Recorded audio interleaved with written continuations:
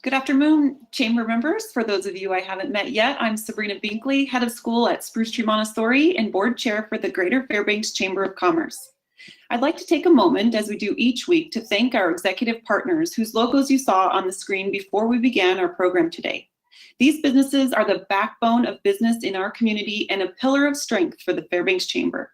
A full list of our executive partners can be found on our website.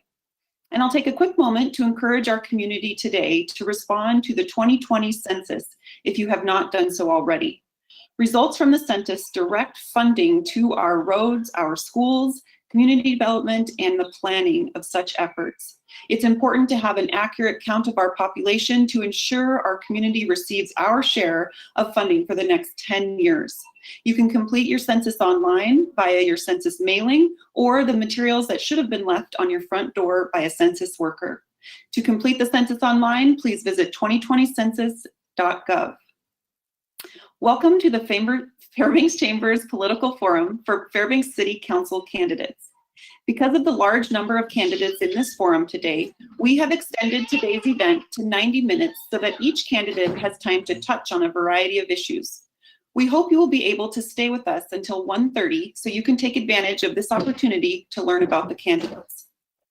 The Greater Fairbanks Chamber of Commerce is a nonpartisan organization which advocates for the conditions that will allow businesses of all sizes to prosper in our region.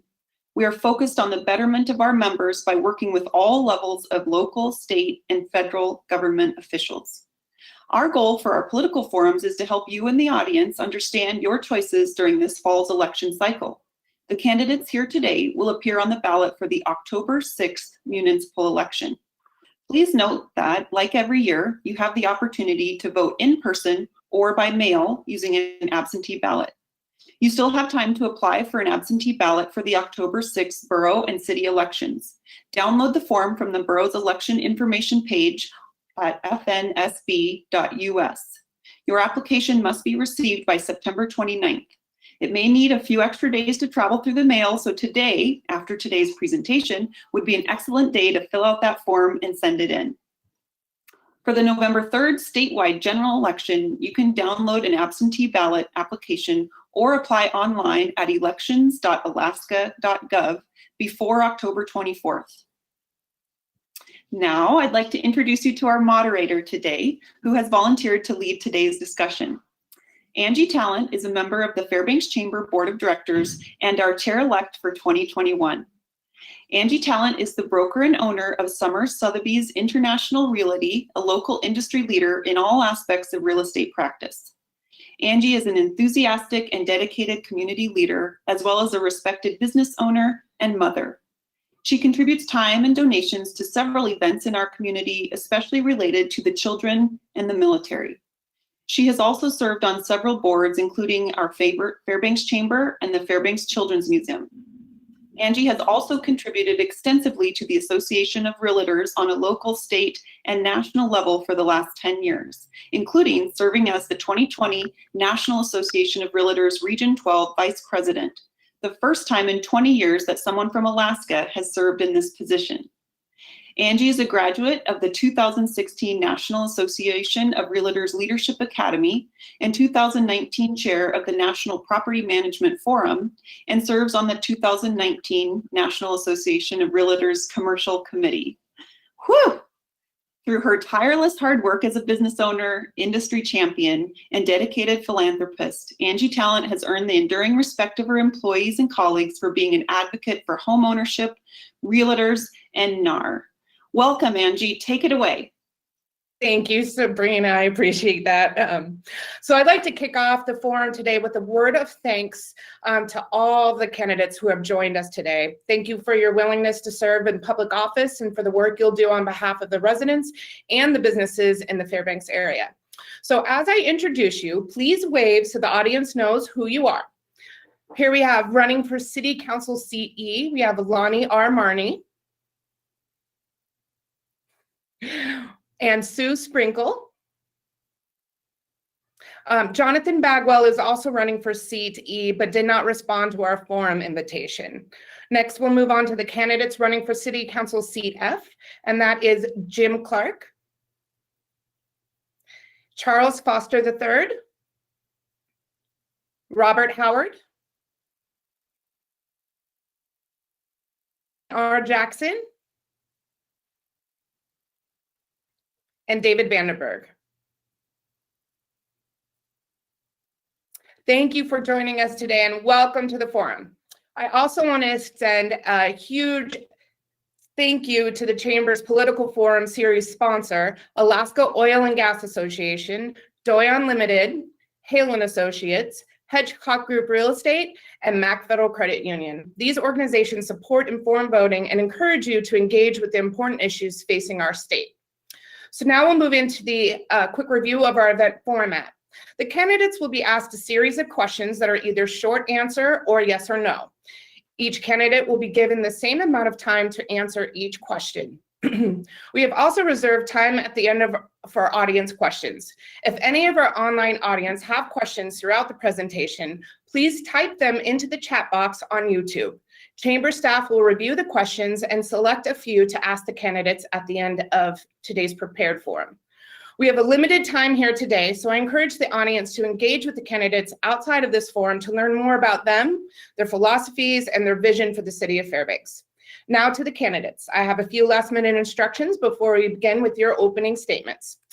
As I ask each of you a question, I will give you a time limit. I will also indicate what order you will answer in. Candidates for City Council Seat E will always answer back-to-back, as will candidates for Seat F. This will help viewers understand who is running for each seat. After each person has finished speaking, I will indicate the next candidate, just in case you forget the order. I'd like to remind you that our official timekeeper will start the timer on the screen when you begin speaking. Please stop when your time is up so we can cover all the questions. The timer will briefly flash red if you're in the middle of a sentence when the time expires. If necessary, we will mute your line to keep with the forum moving along. So with that, let's get started. Each candidate will now give a 1-minute introduction to help you get to know them. We ask to include these 2 questions in their introduction. What motivated you to run for office, and why have you chosen to make Fairbanks your home? We will start with Seat E, Mr. Marney, then Ms. Sprinkle. Next, we will continue with Seat F, Mr. Clark, followed by Mr. Foster, Mr. Howard, Ms. Jackson, and Mr. Vandenberg. Mr. Marney, please start us off with your 1-minute opening statement. My name is Lonnie Marney. I'm running for City Council Seat E. I've lived in Fairbanks, Alaska for 46 years.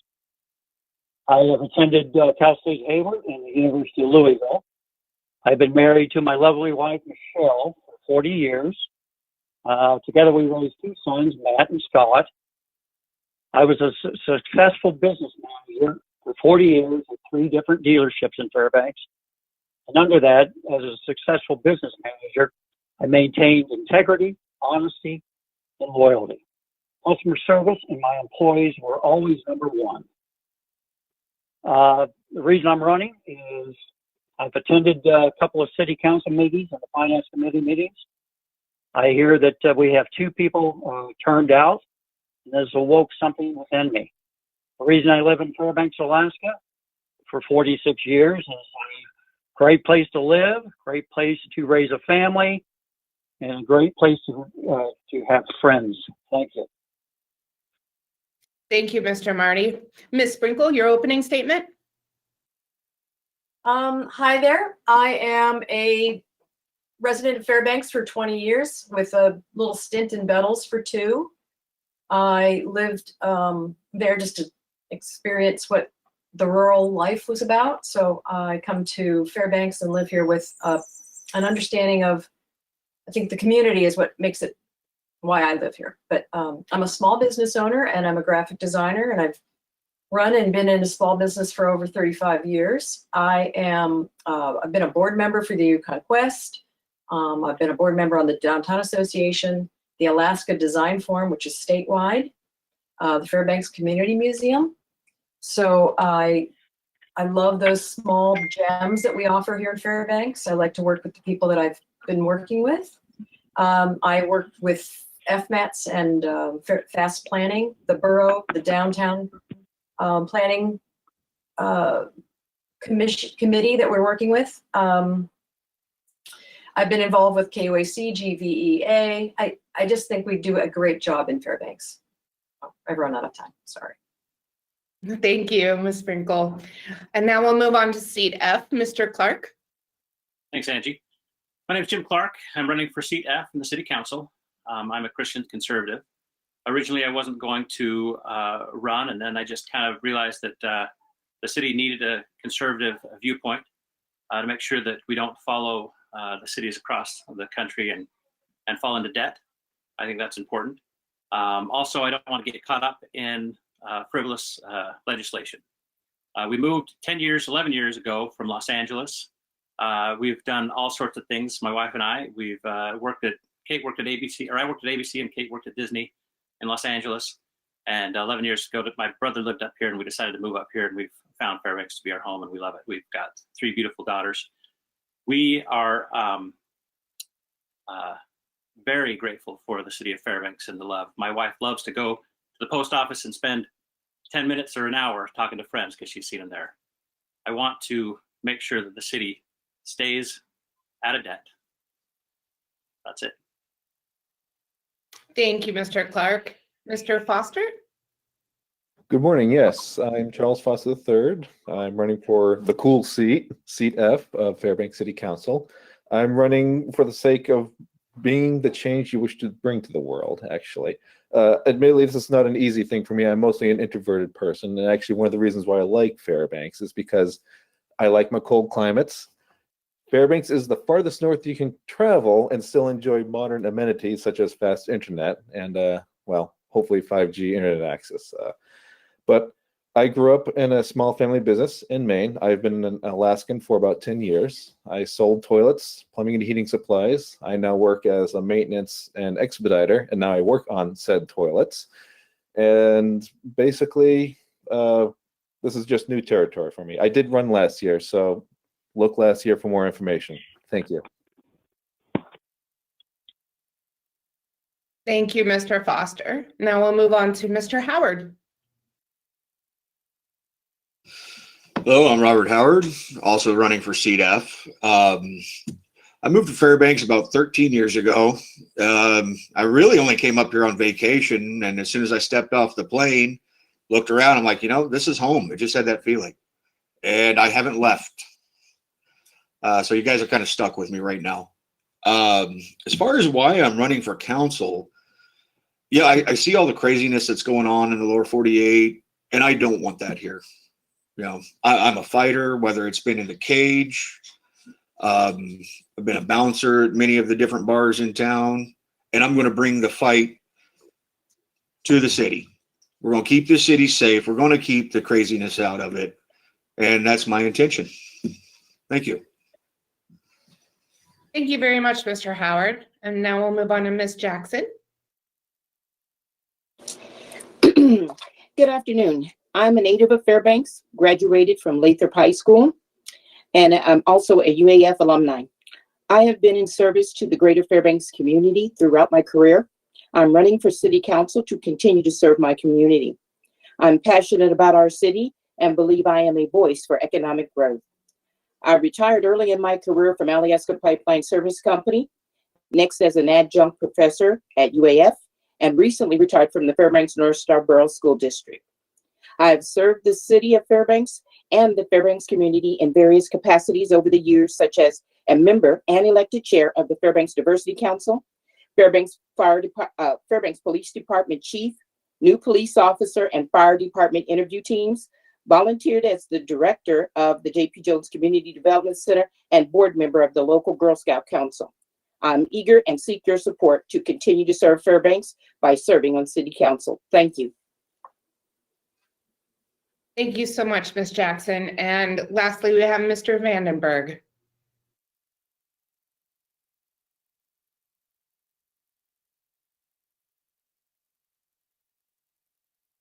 He's on mute.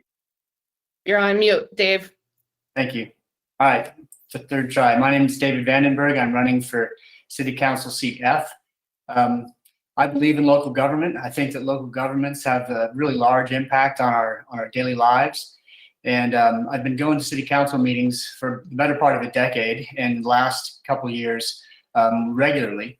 and I've seen competent city government at work. And, the city government, they are responsible for services that affect us in our neighborhoods and in our businesses. And, certainly understand the tension between revenue and the delivery of services. And I think it's going to be some interesting times ahead. I know that I'd be an active and inquisitive member of council, and I'd like to be among those city council members whom I respect. I've lived in Fairbanks for 30 years. I live in town with my wife and our 2 children. I love the winters, and this is just the place that we've called home and made a good home. Thank you. Thank you so much, Mr. Vandenberg. So now we will have a series of questions based on the Fairbanks Chamber's advocacy agenda and the issues suggested by chamber members. For the first question, you will have 45 seconds to respond. We will start with seat E again, Ms. Sprinkle, followed by Mr. Marnie, and then we will move to seat F, Mr. Foster, Mr. Howard, Ms. Jackson, Mr. Vandenberg, and Mr. Clark. The City Council is responsible for approving the city budget, setting the taxation mill rate, and appropriating funds for city services. So budgeting will be an important part of the office that you are seeking. Aside from your personal finances, can you describe your past experience or role in managing a budget? Ms. Sprinkle, 45 seconds are on the clock for you. I have worked with small businesses and owned my own business for 35 years, my own being 15. And as a person who has to make sure that bills get paid, I have to work within budgets. I have to make contracts that are fair. And I am very aware of the fact that often, even though it's sometimes my own money, I am spending a client's money. So I'm very, very conscious of the fact that I keep close watch on those dollars. I've also served on boards of local and statewide nonprofits, and of course, those dollars are very, very precious. I believe in a balanced budget. I will make sure that we have one. Thank you, Ms. Sprinkle. And now Mr. Marnie. As a parts manager at 2 dealerships in Fairbanks, I oversaw $1 million budgets. I maintained inventories. I bought smart. I kept things on the shelf. And that's what I bring to the city council. I know how to manage money. I've been retired for 8 months, and I live on a fixed budget. So I know how to live on a fixed budget. Thank you. Thank you, Mr. Marnie. Now we'll move on to seat F, and we will start with Mr. Foster. Sure, yeah. I work as an expediter for a large property management company, and I also manage a warehouse. I usually am expected to find parts and pieces for a lot of our projects and maintenance duties to meet a particular demand. For our bean counters and corporate, they are quite rather attentive for that. So beyond my own personal budgeting, that is where my experience extends beyond that. Thank you. Thank you, Mr. Foster. Now we'll move on to Mr. Howard.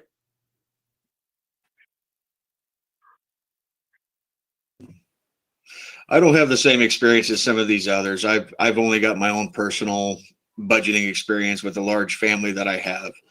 I will say though that to help with the budget, if elected, I will not take the $500 a month. And I believe that, it's not much, it's $6,000 a year, but I believe that would help with some of the city budgeting. Thank you. Thank you, Mr. Howard. And now we'll have Ms. Jackson.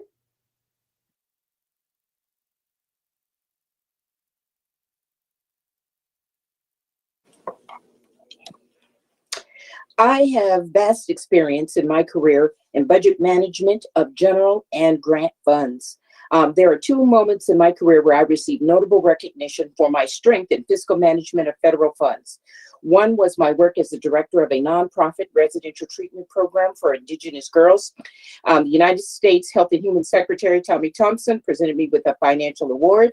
And the next was when I was selected 1 of 11 from across the nation by the United States Department of Education Secretary Margaret Spelling to serve on an advisory council for the reauthorization of No Child Left Behind.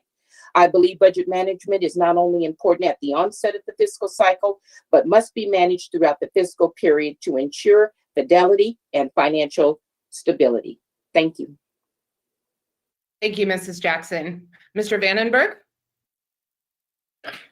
Okay. I've been reading the city's budgets for the last 2 years in an effort to understand how it is that, what are the goals that the city's trying to meet, particularly with some of the city's services that they are responsible for. And like I said, these are services that impact us in our neighborhoods and in our businesses. I also have experience working with nonprofits and their budgets. And in 2008, I sold a small business that I'd owned for 15 years. We had 11 employees. And at that time, that's how you learn to stretch a buck too. So I've got experience in the private sector, nonprofit sector, and I've been learning as much as I can and bring experience with the public sector. Thank you, Mr. Vandenberg. Mr. Clark? Thanks, Angie. Both my wife and I are small business owners. I've got a product that I sell to Sportsman's Warehouse company-wide, and I can't spend money that I don't have. And so I think it's responsible for the city council to budget just like any family would. We can't spend the money that we don't have, and that we need to stay out of debt. I think that in our times now today, what we're living in, times are going to be tough, and we need to be responsible and honest with how we spend our money. And so that's important. Also, I intend to protect the city's permit fund. Thank you, Mr. Clark. So as a reminder to the audience, if you have a question that you would like to have asked of the candidates, please submit it on the online chat box on YouTube.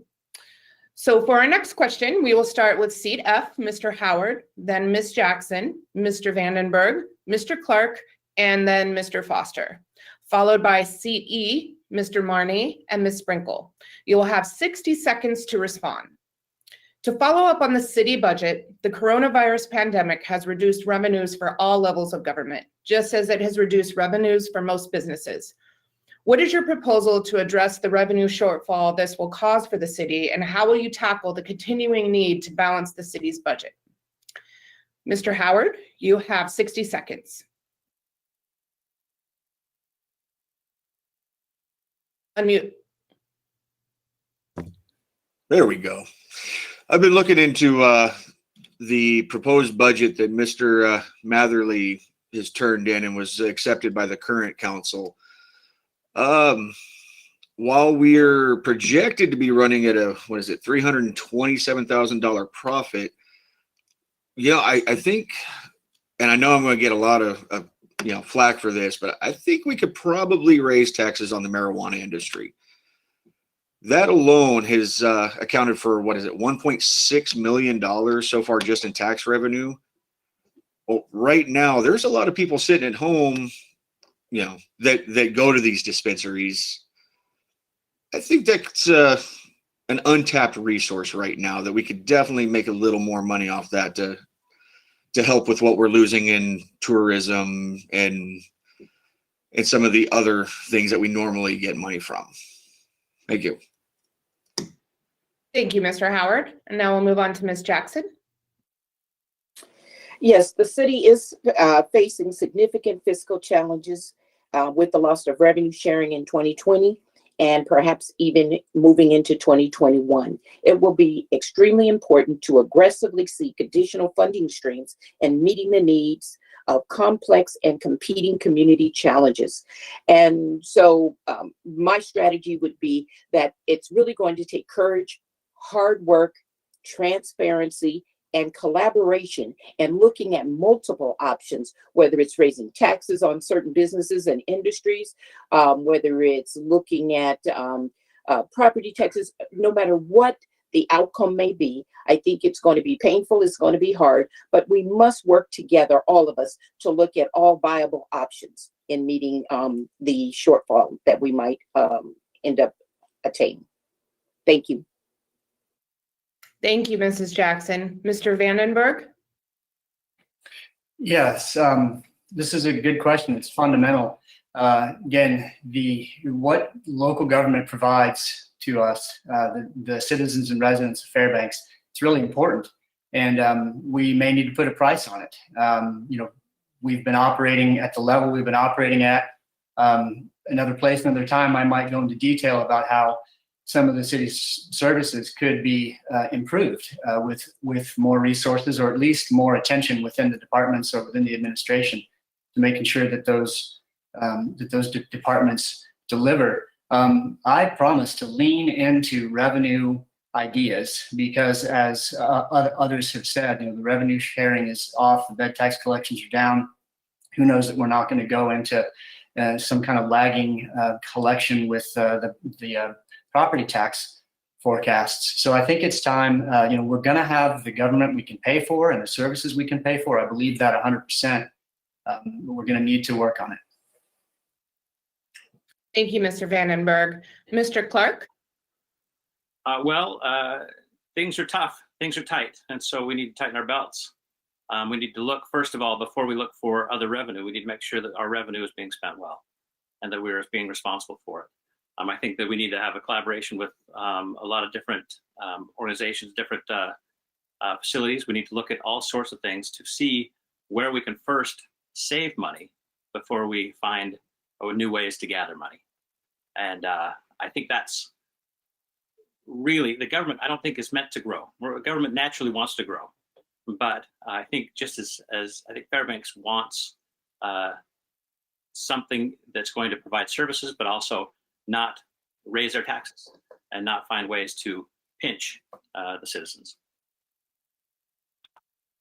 Thank you, Mr. Clark. Mr. Foster? Sure, yes. I've seen multiple areas where one could save money, but two come to mind at the moment. One would be the reduction in non-essential capital improvements. And the second would be, if within reason, throughout the city, there are multiple positions that are unfulfilled. However, the money, the budget is already assigned towards those positions. If it is within reason, I would probably recommend, temporary eliminating those positions so that it frees up the money to have the budget being dedicated to other more important essential services. Thank you. Thank you, Mr. Foster. And now we'll move to seat E and start with Mr. Marney. Well, I see it a different way. I think Fairbanks is in good shape. We have a diverse sources of revenue. We have 5 different sales tax. We have earnings from our PFD. We have fees that are including building and licensing. Property taxes give us about half of our budget. We have only 5% sales tax on gas. We're going to have an EMT reimbursement fee coming soon. I feel the city is doing better and should be okay for the next year and a half. Thank you, Mr. Marney. Ms. Sprinkle? Wow, that's a lot to follow. I know we're in unprecedented times, and I know that we've lost about $1 million in bed tax. Our state revenue sharing is done. Our population is getting older, and that starts to cost the city money. We can't fill our police positions right now because I guess they're not paying as well. Property owners are being asked to shoulder a lot of our costs, and I'd like to see us do, of course, the cost savings we can do. I know that you can only cut so close to a bone, but I think it's smart to start looking for additional revenue streams and see how that can help our bottom line while keeping a balanced budget. I think that's important to reiterate. But we're being asked to do more with less, and that starts to become the challenge we're all dealing with right now. Thank you. Thank you, Ms. Sprinkle. Thank you all the candidates. We'll now move on to our rapid fire round of yes or no questions. So you should have your red or green cards in front of you. For our colorblind friends out there, the green card has a check mark to indicate yes, and the red card has an X to indicate no. If you do not have your cards, please indicate your answer by using a thumbs up or a thumbs down. For each question, please hold up the card that corresponds with your answer and keep it up until all candidates have responded. First, we're going to start with a warm-up question. During the coronavirus closures, Did any of you do the following common lockdown activities? Purchase a bicycle, adopt a puppy, binge watch everything on Netflix?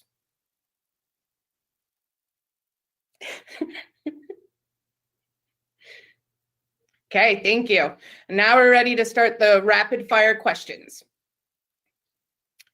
Have you ever attended a Fairbanks City Council meeting?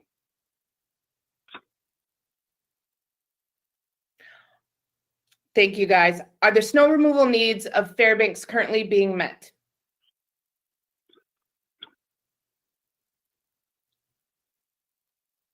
Thank you.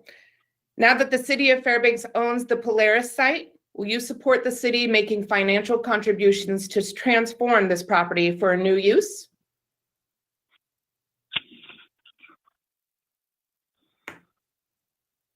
Thank you.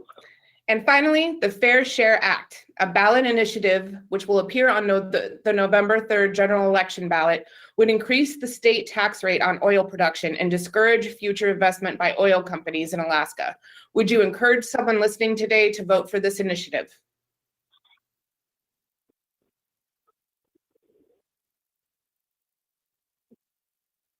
All right, thanks, guys. So we have 3 more prepared questions for the candidates. You'll have 60 seconds to respond to the next question. We will start with seat F, Mrs. Jackson, followed by Mr. Vandenberg, Mr. Clark, Mr. Foster, then Mr. Howard. Next, we'll move to seat E, Ms. Sprinkle, and then Mr. Marnie. Public safety is a primary function of the city government. Violent crimes are a concern, of course, but property crimes such as theft and vandalism can also have a corrosive effect on a community. How the city handles this responsibility can significantly impact safety, the cost of doing business, and public perception of Fairbanks. What do you think the city council's role should be in addressing public safety concerns? And what in your experience and knowledge base will help you participate in the dialogue about solutions? Ms. Jackson, you have 60 seconds. I think it's extremely important for the city council to participate in the dialogue, meet with our police chief and as well other officers to discuss any challenges they're having, identify problematic holes and gaps that we might have in our law enforcement department. Safety should be the utmost priority of our community, and without a safe community, people will not want to stay here and reside here and live here. I've been part of many discussions regarding safety concerns that we do not have enough police officers, EMS responders, fire department employees, and other responders to adequately meet the needs of our community. Additional funding and creative partnerships should be sought to assist and balance safety department needs along with community needs. So we really need to be creative. We need to look to other communities and other cities that have struggled with the same fiscal downturn and look for ways that we can improve and support our police officers. Thank you. Thank you, Ms. Jackson. Mr. Vandenberg?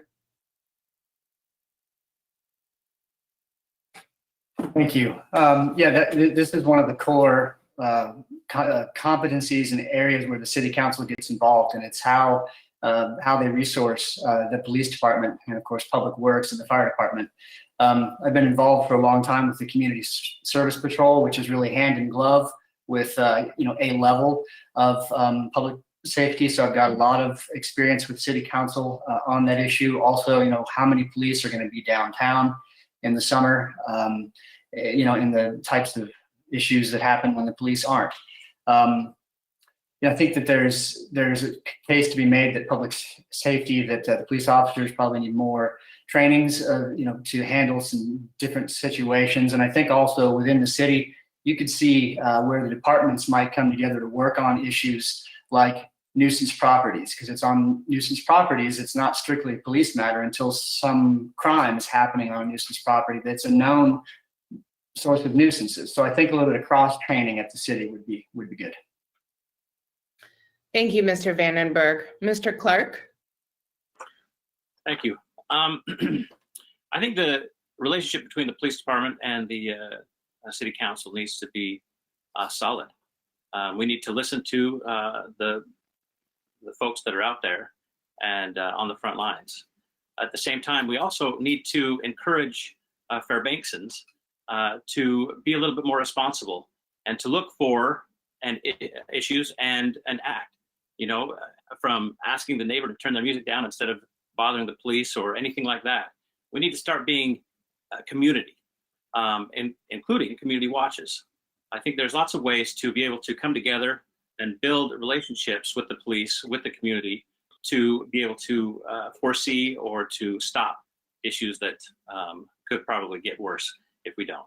We need to just be prepared to reach out to our neighbors and to become a community again. Thank you, Mr. Clark. Mr. Foster? Yes, first of all, I'd like to give kudos to David Vandenberg for his role with the Community Service Patrol. I think that's a wonderful augmentation towards our current public safety. I do agree that the city council needs to be very involved with the public safety, with our police officers and everything. It's very important that the public has trust for the public safety, because if there is no trust, then there really isn't much law and order to begin with. If people can't trust the law enforcement to begin with, especially as we see what's occurring throughout the nation at the moment. And I would like to push for the communication between the two. Thank you. Thank you, Mr. Foster. Mr. Howard? Yeah, this is actually a hot topic for me. You know, the law enforcement to resident ratio currently in Fairbanks is about 1.36 per 1,000 residents.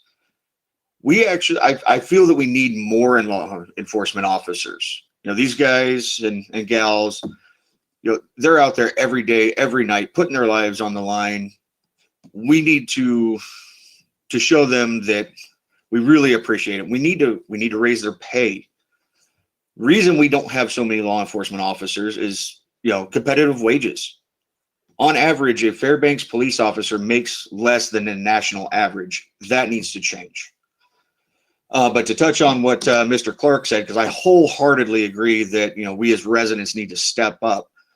Never forget, there's this Alaska Statute 11 states that it is every Alaska citizen's duty to uphold the law in absence of uniformed police officers. I could go on, but I'm out of time. Thank you. Thank you, Mr. Howard. And now we'll move on to CE. We'll start with Ms. Sprinkle. Okay, hi. I'm going to say that as far as the city council goes, they are the people that can really make, to Rob's point, our heroes worth and valued for what they do. They do put their lives on the line, and I think that we need them to want to stay. We have a lot of turnover. We haven't filled positions.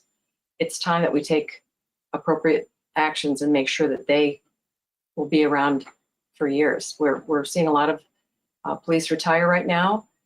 Fire department, I'm not sure about their retirement situations, but I think that we've got to really worry about EMTs. We don't have enough of those. And as far as personally, I have been involved with nuisance properties and dealing with the community, as Jim has mentioned, talking to your neighbors, getting people involved, having the police come and deal with what we can't. It makes it hard, but that's what makes us a neighborhood. Thank you, Ms. Sprinkle. And now Mr. Marney. Well, I think Chief Reeder was on the right track, either through local hire or through lateral hire. She was beginning to get some responses over people out of different communities and that. I think we need to think out of the box when it comes to recruitment of new police officers. I believe we have, it's a great job for young people that want to work and get good benefits and raise a family here. I believe college students or returning vets to the Fairbanks area would be a good source of hire. And I'm definitely pro-blue. Thank you. Thank you, Mr. Marney. Audience, this is your final reminder. If you have a question that you would like to have asked, submit it in the chat box now for consideration by the chamber staff. Now we'll move on to our next question. For this question, we will start with Seat F, Mr. Vandenberg, then Mr. Clark, Mr. Foster, Mr. Howard, and Ms. Jackson. followed by seat E, Mr. Marnie, and then Ms. Sprinkle. You will have 45 seconds to respond to this question. The coronavirus pandemic has negatively affected businesses throughout Alaska. We all hope that the disruptions that started in March would be temporary and we all be back to normal by now. Instead, new COVID-19 case counts are rising. Some states are reclosing businesses in an attempt to prevent their hospitals from becoming overwhelmed, and the enhanced unemployment funding from the federal government has run out, potentially leading to a new wave of financial hardship. What should the city's role be in future coronavirus response? And what resources will you use to inform your opinion as the situation continues to evolve? Mr. Vandenberg, we'll start with your 45-second response.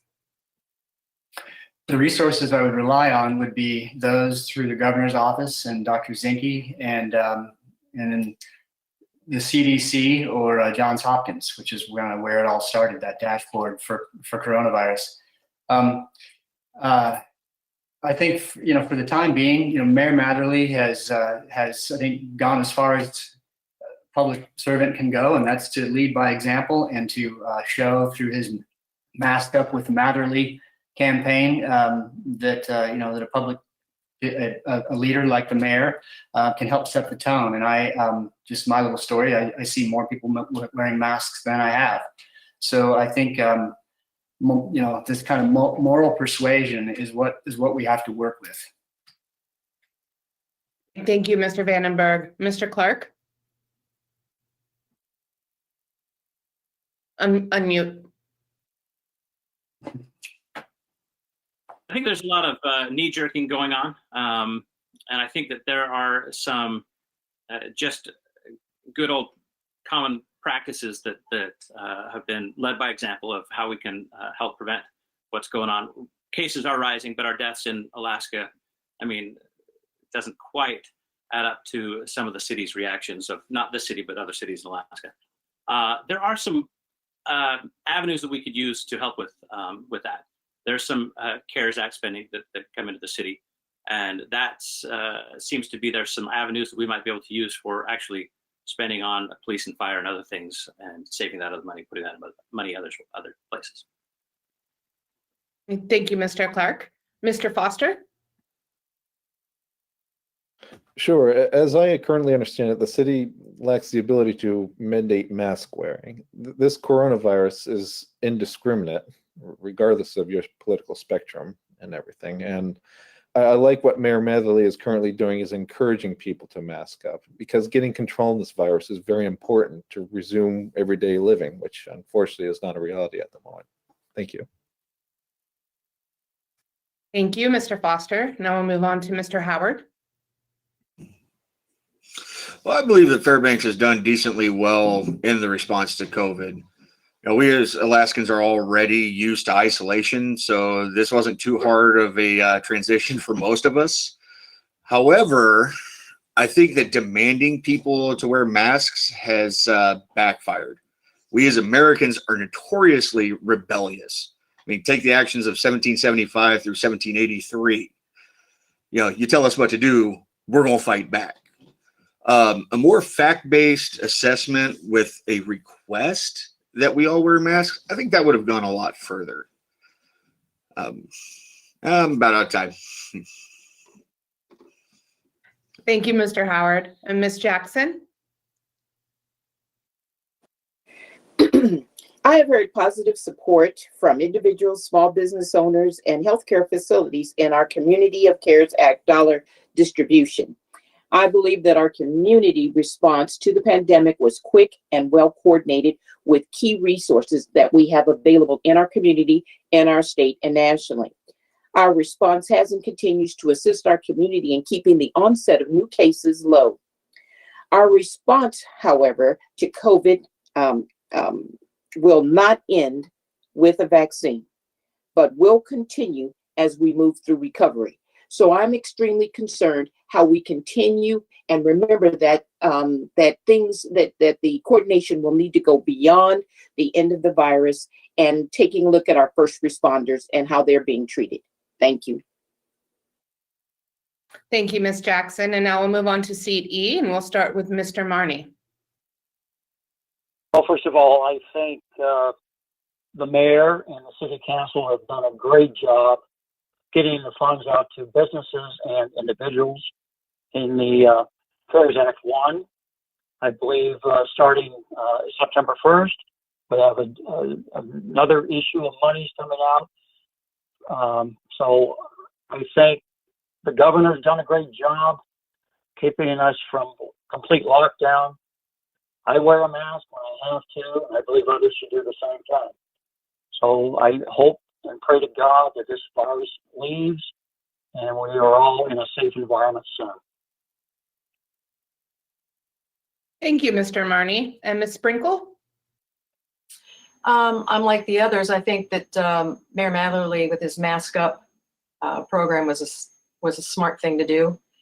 I was down recently in the south of the state, and I saw very, very little mask wearing south of Glen Allen. So I was a little shocked. And I think those numbers should improve themselves. I think we're doing well in Fairbanks as far as the state goes, and I'm proud of us. The borough mayor and the city mayor who set up the Carlson Center for overflow should another wave happen, I think was really proactive. And the CARES grants has been a real saver for families, businesses, and to the hospital. They gave millions, and I think the hospital is really the front line on this one. Thank you, Ms. Sprinkle. And this is our final prepared question. You will have 60 seconds to respond. I will ask seat F to start again, Mr. Clark, followed by Mr. Foster, Mr. Howard, Ms. Jackson, and then Mr. Vandenberg. Next, we'll move to seat E, Ms. Sprinkle, followed by Mr. Marnie. Nearly all of City of Fairbanks employees are represented by various unions. Labor relations consume a significant amount of the City Council's time and resources. What is your experience with labor relations, and what would your approach be to these negotiations? Mr. Clark, you have 60 seconds to respond.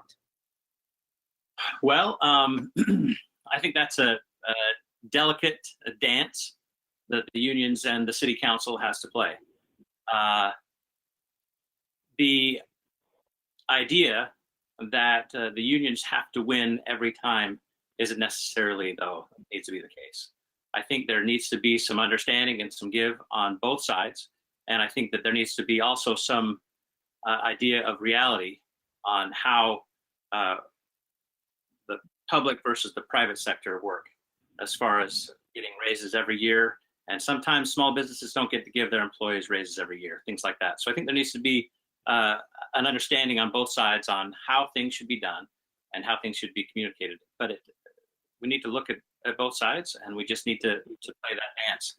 But in these tough times, things are going to be tough, and we gotta hold the line, but also understand that these are jobs, and we'll have to raise a family. Thank you, Mr. Clark. Mr. Foster? It is indeed a delicate topic at times. That said, I do believe in folks making a living wage. Unionization was actually a recent topic amongst my workforce, actually, and there was an election back in March. Also, that said, despite what people may think of government, government does not work for profit unlike my employer. Therefore, I'd like to think that there'd be some understanding conveyed that because the revenue generated is from people's taxes and the government is not based on profit, that there could be some understanding and middle ground between meeting that living wage and meeting the budget. Thank you. Thank you, Mr. Foster. And now we'll move on to Mr. Howard. Well, when it comes to unions, I'm neither for nor against them. I mean, they have their place, and because the unions of yesteryear fought so hard, everyone today benefits from better wages and benefits. At the same time, unions can drive up costs due to increased wages over non-unionized workers. And there's the further costs of litigations and and as Mr. Clark had stated, it just, like I said, I'm not for or against them, but we need to find a way to reduce the costs that they're bringing forward. Thank you. Thank you, Mr. Howard. Ms. Jackson?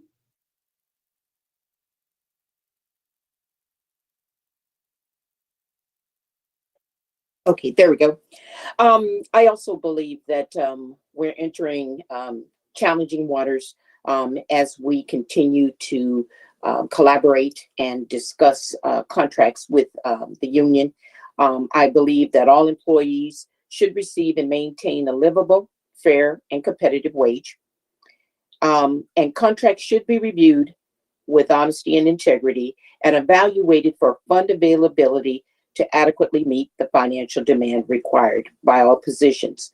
So again, I think it's going to take transparency. It's going to take honest dialogue and communication between the city council and unions to meet this fair and equitable decision in contracts as we move forward in the future. Thank you. Thank you, Mrs. Jackson. And now we'll have Mr. Vandenberg.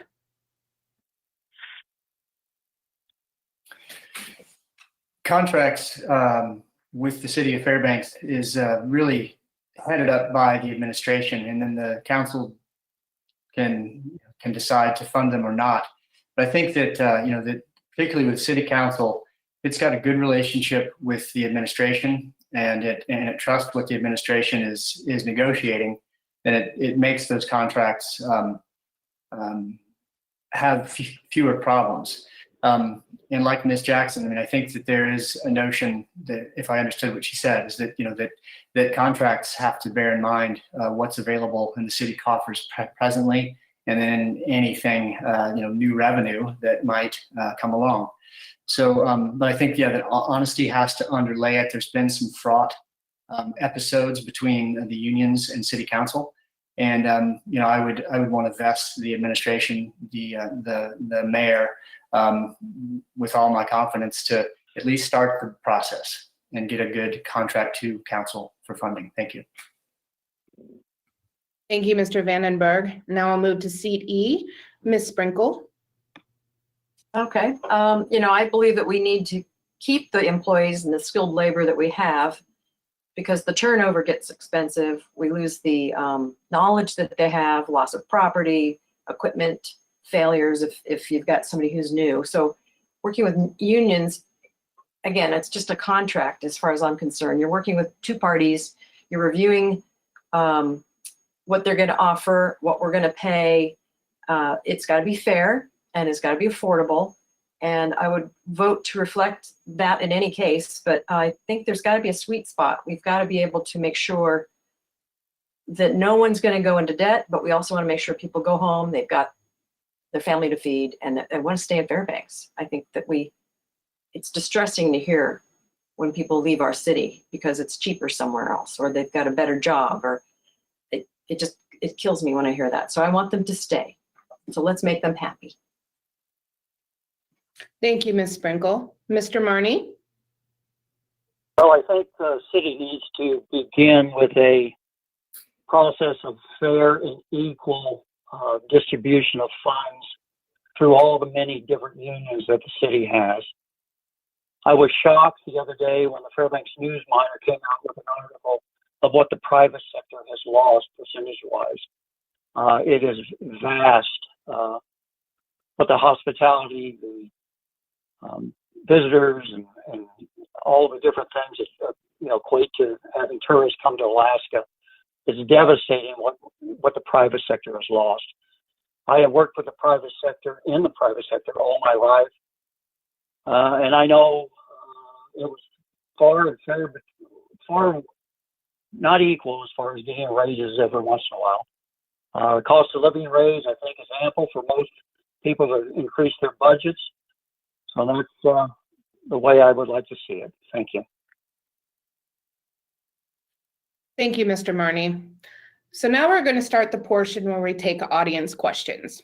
Candidates, you'll have 30 seconds to respond to the first question. The order will be seat F, Mr. Foster, followed by Mr. Howard, Ms. Jackson, Mr. Vandenberg, and Mr. Clark. Then seat E, Mr. Marney, followed by Ms. Sprinkle. What can you tell us about the city's trash collection policies? And do you think that residents should have the option to opt out if they live in Fairbanks only part of the year? Mr. Foster? Oh, man. I know it's been a very contentious topic. And it kind of surprises me too. I mean, but maybe I'm an insensitive clod. I don't know. But having clean streets is very important. I once journeyed to Edinburgh in Scotland where they were having a trash collection issue. It was not pretty. Trust me, trash collection is very important. And considering the rates that people pay for the service we get, it's a lot better than what you would get if you're going private. Thank you. Thank you, Mr. Foster. Mr. Howard? I mean, I think if you want to opt out of trash pickup, you should be able to. We've got transfer sites all around town. However, if you choose to opt out and then you are not actually actively taking your trash to said transfer site, the city should be slapping you with fines. You know, we got to keep the city clean. That's just part of also the public safety issues that we have. Thank you. Thank you, Mr. Howard. Ms. Jackson? Oh, well, I also agree with Mr. Howard. I believe if you don't live in the city full time and you would like to opt out, that should be an option for you. However, I'm not having any issue with our refuge pickup the way it is currently. I've utilized it for well over 20 years. I would love to see it expanded and us have the ability to earn additional revenue, because I would love to do a little bit more of recycling and being able to separate out the garbage and have plastic and paper and be more environmental friendly. Thank you.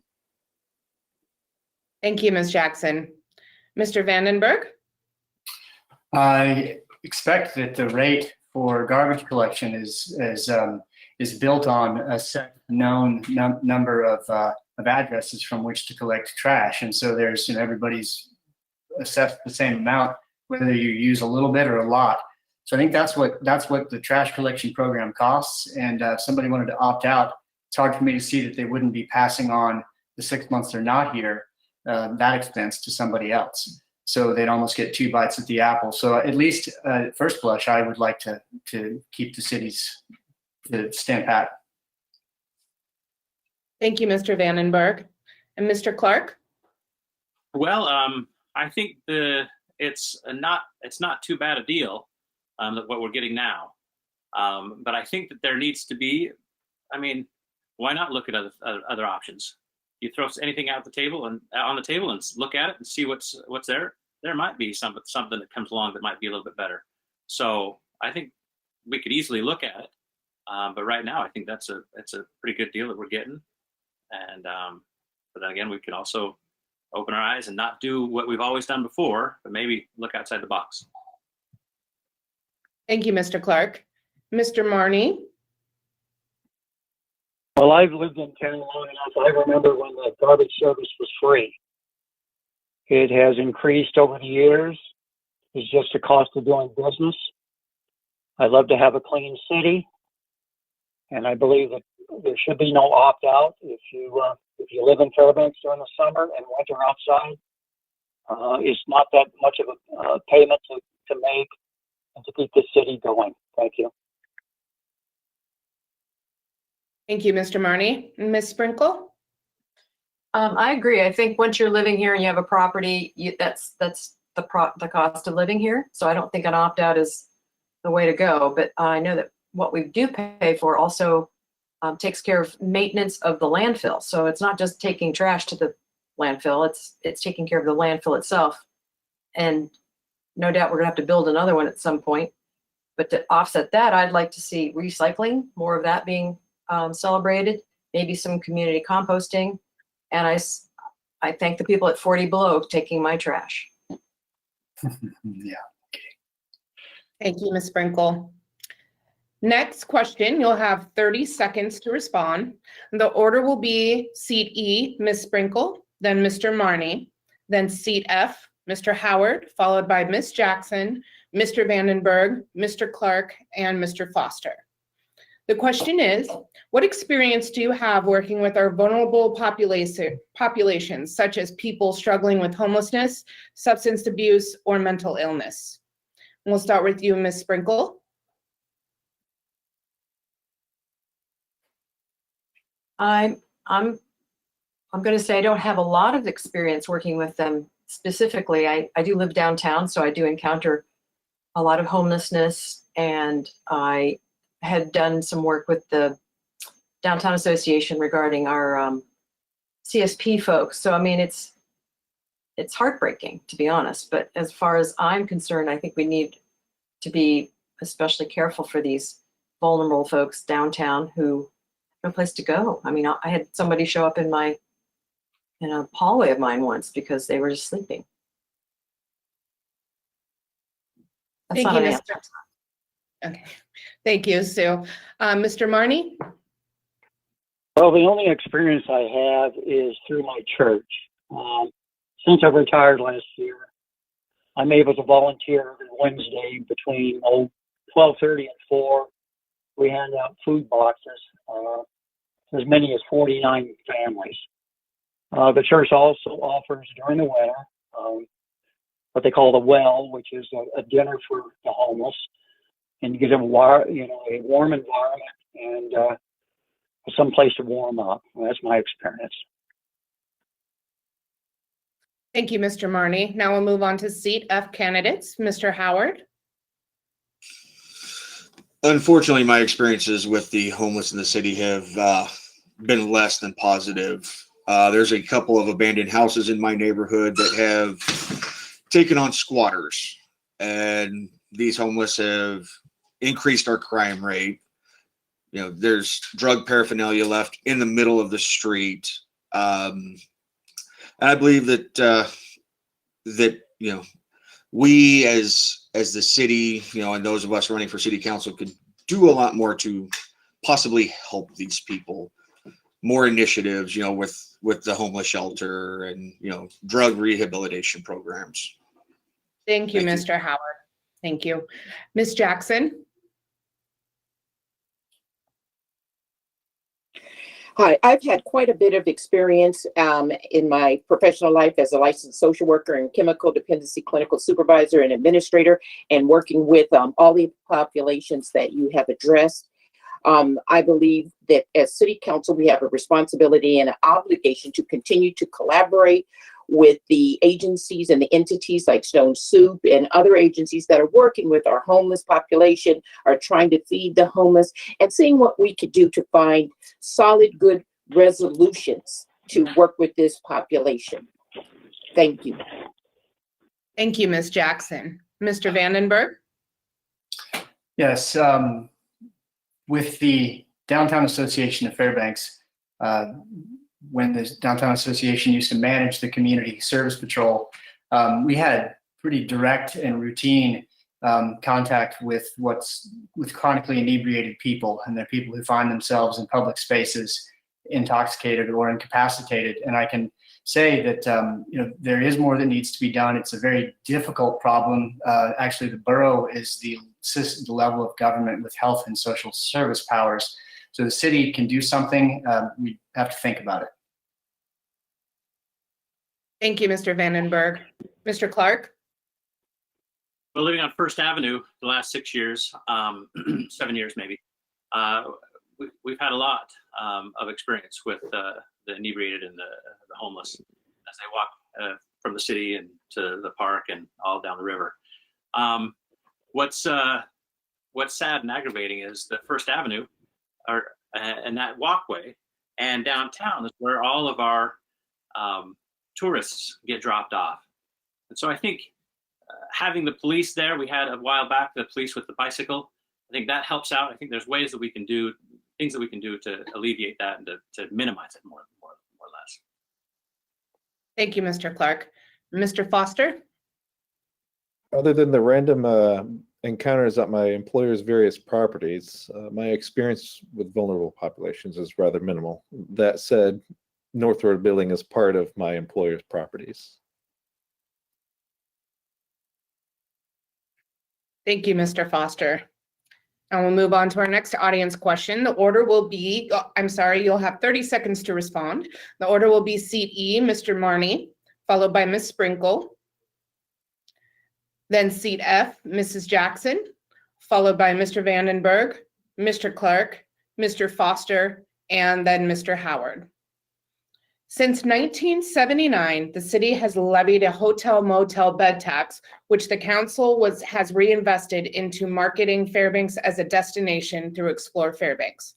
Do you support the continuation of that reinvestment of the bed tax? Mr. Marney? This town lives on tourism. I support all the local businesses, even the big box stores. It's a good investment, and I hope that continues on. Thank you. Thank you, Mr. Marney. Ms. Sprinkle? I do. I think the bed tax is a very important part of what then adds to the engine of our local small businesses. And thanks to Explore Fairbanks and others, they help to spread that, the word that we are worth visiting. So it's a circle, it's a cycle that helps us continue the bed tax, continue the funding, continue the progress that bring people in the winter as well as in the summer. And Alaska is a place to come. We are very, very proud of our state. And I think I'm done talking. Sorry. That's okay. Thank you, Ms. Sprinkle. And now we'll move on to Ms. Jackson. Yes, I think that's an excellent redistribution of those funds. Marketing our state is an excellent idea. We have continued to receive increased popularity now that we're on television, and individuals in the lower 48 can see the show Alaska and several other shows that pay tribute to our beautiful, beautiful state, the best state in the union. So I totally agree that that's a positive way of genning up more tourism and getting people to come to our wonderful state and enjoy what we have to offer. Thank you. Thank you, Ms. Jackson. Mr. Vandenberg? Explore Fairbanks has been part of this growth industry in the interior, and that's what the visitor industry has been when a lot of other things weren't doing well. And of course, now in times of COVID, those same businesses are among the hardest hit. So I think that we've got to keep that arrangement in place. But I will note that when Mayor Matherly has tried to get to use bed tax for general government, really the complaint has been that it's not a broad-based tax; it's a targeted tax. Good, thank you. Thank you, Mr. Vandenberg. Mr. Clark? I'm for the bed tax. What I'd like to do is I'm not too familiar with Explore Alaska, but I don't know if a lot of that fund needs to go all the way with Explore Alaska, and maybe we can get detailed list on what exactly that marketing does and how it works, and if we can find that it's effective, then we should do it. But I'm for the bed tax. I just would like to make sure that tax is being used wisely. Okay, thank you, Mr. Clark. Mr. Foster? Yes, it's an investment where the city of Fairbanks has received notable returns. I support it. Thank you. Thank you, Mr. Foster. And Mr. Howard? Well, I can't really add much more than what's already been said, other than yes, I'm for it. Thank you. Okay, thank you. Now we'll have our last audience question. You have 30 seconds to respond. The order will be seat F, Mr. Vandenberg, then Mr. Clark, Mr. Foster, Mr. Howard, and Ms. Jackson, then seat E, Mr. Marney, and Ms. Sprinkle. Does the city perform adequate street maintenance for the needs of city residents and businesses? We'll start with you, Mr. Vandenberg. Well, yes, I believe that the city of Fairbanks, the employees who work for the city of Fairbanks doing snow removal, they're doing the job they're given and they do it well. I'd like to see them to have enough resources so that they could meet the expectations of the community. My neighborhood gets snow plowed twice. Probably most of you are in the same position. I think it's not enough. I see our sidewalks in places where the city should be walkable, and they at times have a period of acute neglect. So I think the city of Fairbanks can do more. Thank you, Mr. Vandenberg. Mr. Clark? Living in downtown, I think the city has done a fairly good job.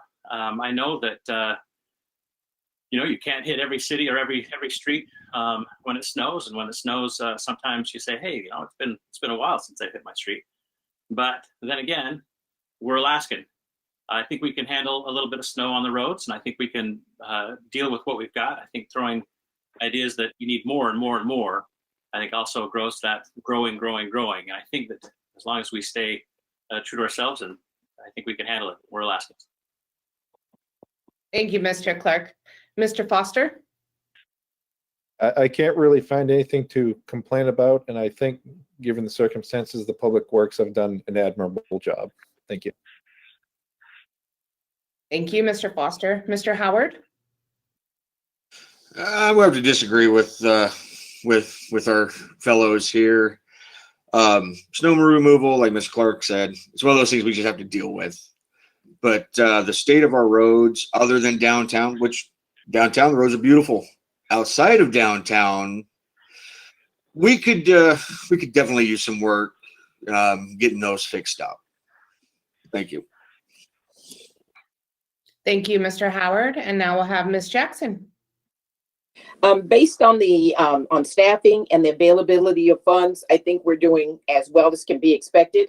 One of the things I'd like to highlight and celebrate today is I've been very impressed with the city's commitment to improve the sidewalks and making the sidewalks available for individuals experiencing and living with disabilities. I've noticed that all over town, and I am really happy and excited to see that. Sometimes we forget about other individuals that may be physically challenged. Thank you. Thank you, Ms. Jackson. Now we'll move to seat E. Mr. Marney? Well, I think what's given to Public Works, they're doing a great job.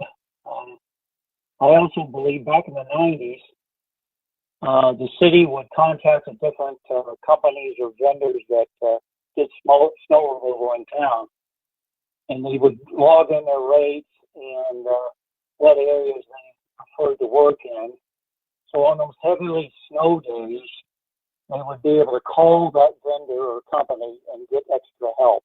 I think that's a great idea to reinstitute again. Thank you, Mr. Marney. And now we'll have Ms. Sprinkle. Okay, snow removal, I think, can be made better.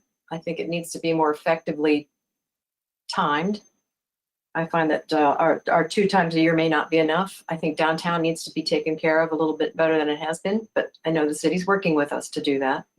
I think sidewalks are essential, and like Montine has just said, accommodating the ADA, people who need the help for wheelchairs, that's important for the downtown. But I would also say that sidewalk clearing in the winter is something we need to do better of. Okay, thank you, Ms. Sprinkle. So to conclude today's forum, we'll give each candidate 60 seconds to do closing remarks. We'll start with seat F, Mr. Clark, Mr. Foster, Mr. Howard, Ms. Jackson, and Mr. Vandenberg. And then to seat E, Ms. Sprinkle, and Mr. Marney. So Mr. Clark, would you start us off with your closing remarks? Thanks, Angie, and thanks for hosting this. It's been really informative and very interesting, and congratulations to everybody that's running. So moving from Los Angeles, we've seen high taxes, and we've seen silly legislation. We literally moved from Los Angeles.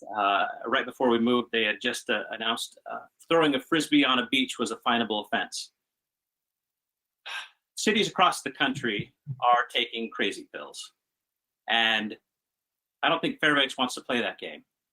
I think we can live within our means, and that we can have jobs and make money and not have government encroach in our lives.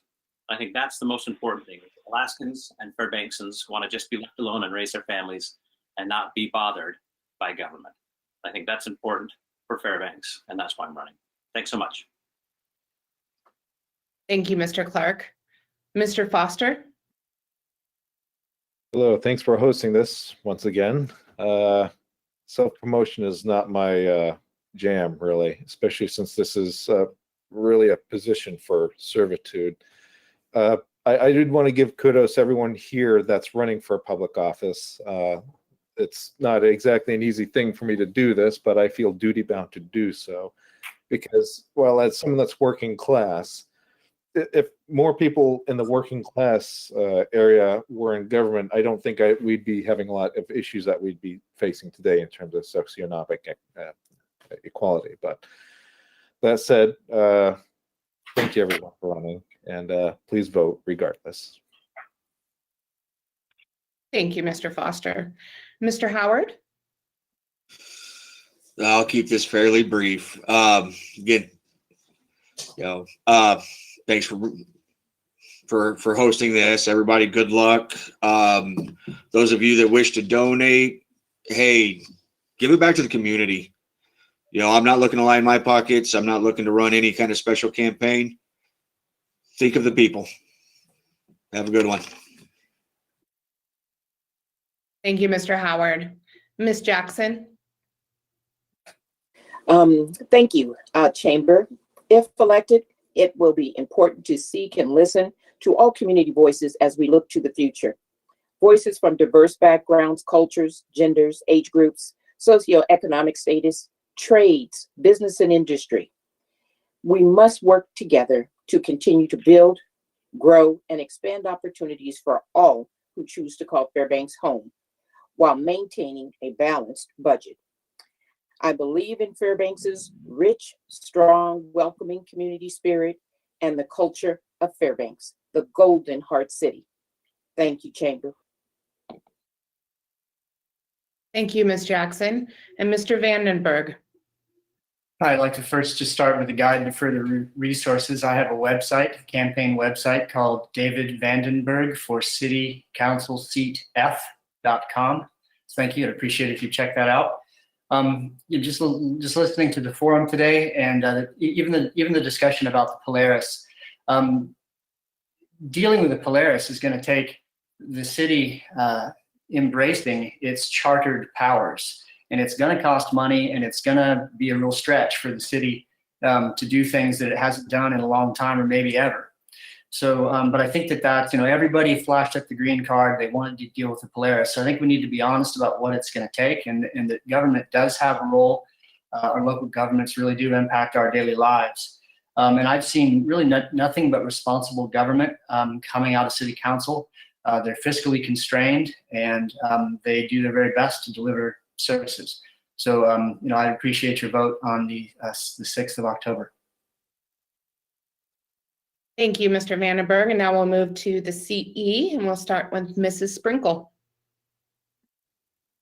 I'm excited to be doing this because it's something that is part of what I think Fairbanks is about. We're a small community. We can shop and run into our mayor at the grocery store. A little effort. One single person can make a big difference in what we do here. One person can start a recycling program, or a small group can do a complete reface of a street, or a volunteering scenario that helps bring up a whole children, the Boys and Girls Clubs. I mean, these things are what we do so well, and I think that it's what keeps me here. City Council, to me, seems a natural progression of the volunteering time and the public service I like to do, and I would love to be on the City Council, so please consider a vote for me. Thank you. Thank you, Ms. Sprinkle. And Mr. Marney? Well, the City Council's primary focus is to provide the best service possible with the resources the taxpayers have given us. I believe I have the experience and the skill sets to fully commit to that goal. I would be extremely honored to be elected to the City Council and serve the city of Fairbanks. I ask for your vote, and I ask for your support on October 6th. Thank you. Thank you, Mr. Marney, and thank you again to all of our candidates for participating on our 2020 online political forum series. We at the Fairbanks Chamber appreciate your flexibility and your willingness to try this new online format with us. Thank you to all our audience for informing yourselves about the upcoming election and in this unusual year. We encourage you to cast your vote in the municipal elections on Tuesday, October 6th. Don't forget that you can request an absentee ballot for the municipal and general elections online today. Thank you all for joining us and stay well out there.